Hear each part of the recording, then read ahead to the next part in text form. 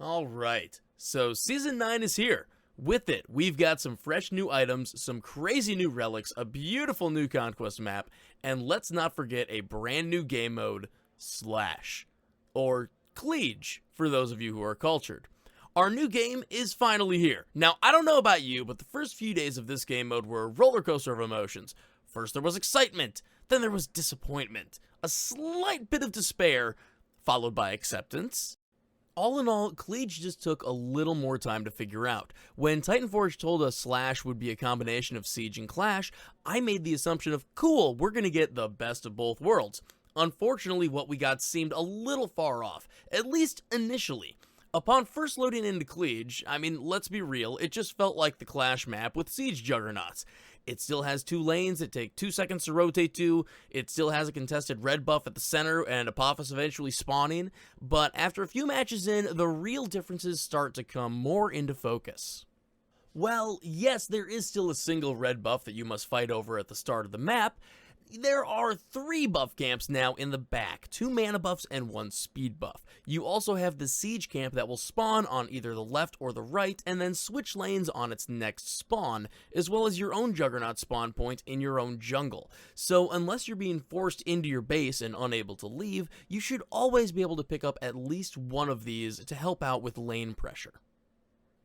Now, those changes aside, it does still feel exactly like the Clash map, and as much as I hate to say it, you do have to play it just like the Clash map. There just does not appear to be a true laning phase at all. With the lanes so close together, the team with the quickest rotations and ganks is going to get ahead, big time. Since minions and camps do not add to the counter to spawn a Siege Juggernaut like when you played Siege, it's not as important to clear as soon as you can.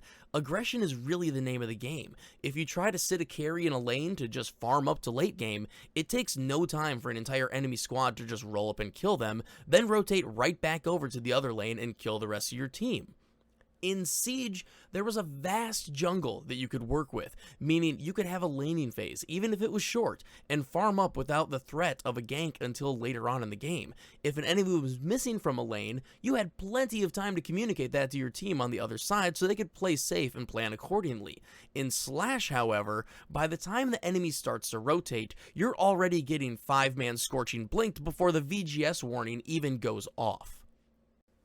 All of this to say that, at first, I was not a fan, mostly because I went into this game with the mindset of farming up, having a little laning phase, clearing jungle, and doing some sneaky ganks. Once I understood that was not gonna work, and once I put my big boy shorts on and started swinging like a baboon in heat, well, the game became a lot more fun. Clash players, I'm sure, will love this game from the get-go. Siege, if you mained that game, it's probably gonna be a little bit of an acquired taste. It's a chaotic slugfest, but it's not just a chaotic slugfest. There can be a bit of strategy involved as well. Regardless, if you want to turn your brain off and just slap some ham, or strategize like Joshua in the 1983 thriller war game starring Matthew Broderick, this mode is going to have a lot to offer.